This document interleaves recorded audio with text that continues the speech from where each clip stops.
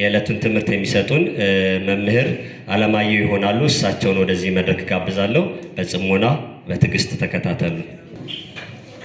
በስመ አብ ወወልድ ወመንፈስ ቅዱስ አሃዱ አምላክ አሜን። ካህናት አባቶቼ፣ ሊቃውንተ ቤተ ክርስቲያን በየማዕረጋችሁ በዛሬው ቀን በክርስቶስ ቤት የከበራችሁ ክቡራን ሙሽሮች፣ ሙሽሮቹን ለማጀብ የመጣችሁ የሙሽሮቹ አጃቢዎች፣ ቤተሰብ፣ እህት፣ ወንድም፣ ጓደኛ፣ በእግዚአብሔር ቤት ደግሞ ሁሉም ቤተሰብ የሆናችሁ እንደምን ዋላችሁ? እንደምን ከረማችሁ? እንደምን ሰነበታችሁ? ልዑለ ባሕርይ እግዚአብሔር አምላካችን ስሙ ዛሬም ዘወትርም የተመሰገነ ይሁን።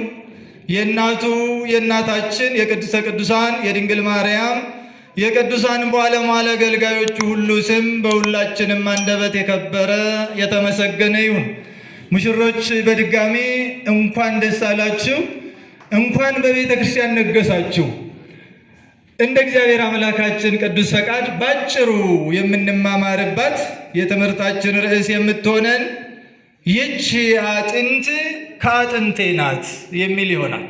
ኦሪት ዘፍጥረት ምዕራፍ 2 ቁጥር 23 ላይ እናገኛለን።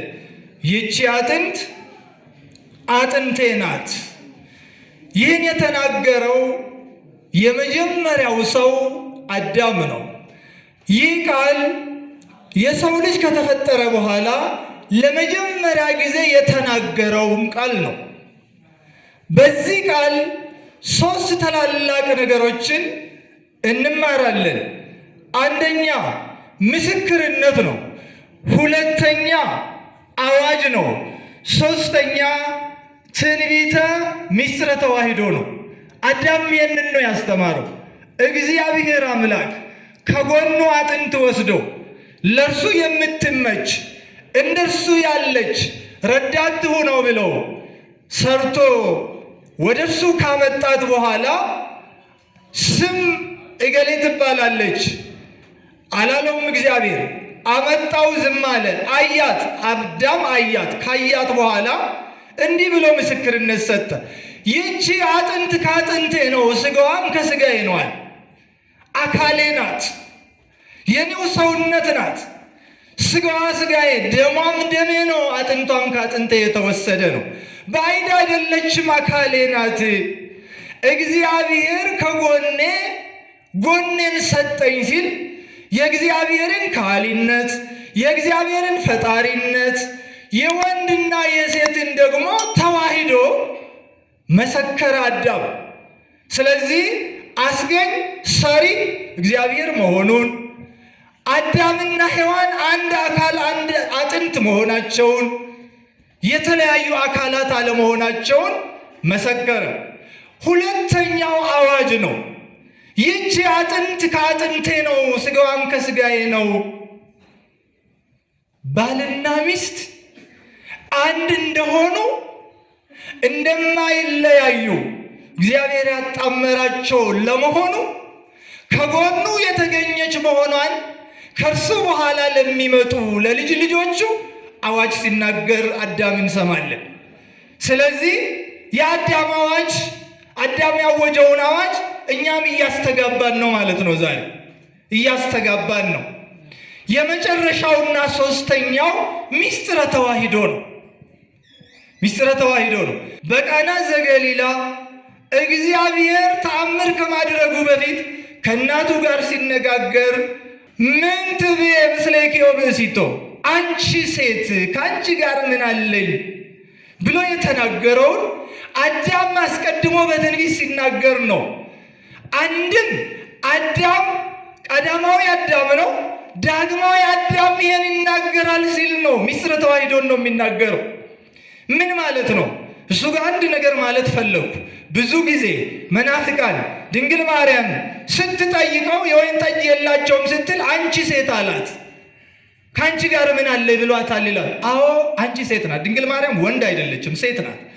አንቺ ሴት አላት። አንቺ ሴት ማለት አቃለላት። የዘንድሮ ሴቶች አንቺ ሴት ስትባሉ አትወዱም መሰለኝ። ትወዳላችሁ? አንቺ ሴት ማለት በዕብራውያን ቋንቋ ልዕልት ሆይ፣ ክብርት ሆይ፣ እመቤት ሆይ፣ ንግሥት ሆይ ማለት ነው። ልዕልት፣ ክብርት፣ ንግሥት፣ እመቤት ነው ያላት። ይሄ ማዋረድ ነው።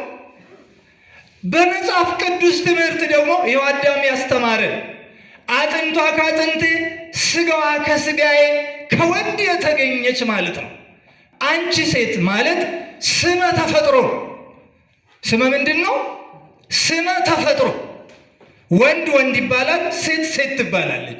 ስለዚህ የተፈጥሮ ስም ነው። ስመ ተጸውዖ አይደል። እሱ ደግሞ ሌላ ሴት የሴት ጾታ ላለው ሁሉ የሚሰጥ የወል ጾታ፣ ወንዱ ወንድ ሴቷ ሴት እንደምትባል ከዛ በኋላ ለየብቻ እህተ ማርያም ወለተ ማርያም ልትባል ትችላለች። እሷ የግል መጠሪያዋን። የክብር ስመ ተፈጥሮ ግን ሴት ነው። ስለዚህ በስመ ተፈጥሮ አጠራት። ለምን በስመ ተፈጥሮ አጠራት? ለምን ማርያም አላላትም? ከተፈጥሮው ክብሩ ልዕልናው የወደቀውን አዳምን፣ ባህሪው ያደፈበትን አዳምን፣ ልጅነት ያጣውን አዳምን በተፈጥሮ ያገኘውን ሳይስት በፊት በተፈጥሮ ልጅነቱ እያለ በንጽህና ሔዋንን በጠራበት አንደበት ጠርቶ ዳግማዊ አዳምነቱን ሲመሰክር ነው ጌታችን ደግሞ አንድም መለስኩ ወደ ጥንተ ተፈጥሮ በአዲስ ተፈጥሮ ፈጠርኩ ሲል። ስለዚህ አንቺ ሴት ማለት ይህን ምስጢር ይዛል። ይህን ምስጢር ይዛል። የተወደዳችሁ ሙሽሮች ይሄ ምስጢር ዛሬ በእናንተ ተተርጉሟል።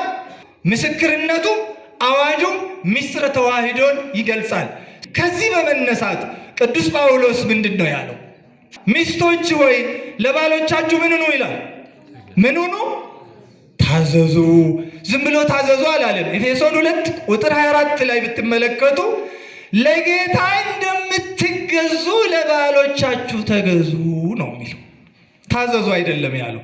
ሚስቶች አላችኋል፣ እዚህ ውስጥ ብዙ እናቶች አሉ። ምን ሁኑ ነው ያለው?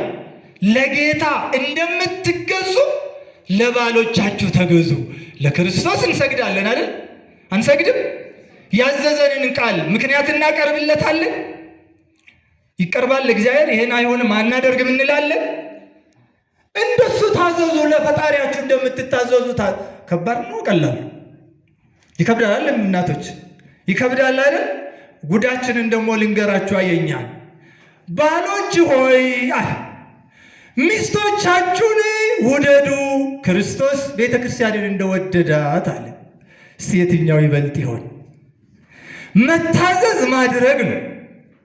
መታዘዝ አድርግ የተባለውን ማድረግ፣ መውደድ ደግሞ በነፃ መስጠት ነው። ግን መውደድ ብቻ አይደለም። ምን አድርጋለ? ክርስቶስ ቤተ ክርስቲያንን እንደወደዳት። እንዴት ነው የወደዳት? መስቀል ላይ ተሰቅሎ ሞቶ በነፍሱ እሷን ሕያዊት አደረጋታል። ነፍሱን ሰጥቶ እስከ ሞቱ ደዳታ ለወንድሜ። ስለዚህ እንደዚህ ነው የባልና የሚስት ስርዓት ይለናል ቅዱስ ጳውሎስ። ሚስት ለጌታ ለፈጣሪዋ ለኢየሱስ ክርስቶስ እንደምትታዘዝ እንድትታዘዥ እንድትገዥ፣ ባል ደግሞ ክርስቶስ ቤተ ክርስቲያንን እንደወደደ እንድትወዳት አዞናልና የፍቅር ባለቤት የሰላም ንጉሥ ለሙሽሮቹ ሰላሙን ፍቅሩን ሰጥቶ በሕገ ወንጌል በምክረ ካህን ኑሮ የመንግስቱ ወራሾች እንዲሆኑ መልካም ልጆችን እንዲያፈሩ የአምላካችን ፈቃድ ይሁንልን። ይቆየን።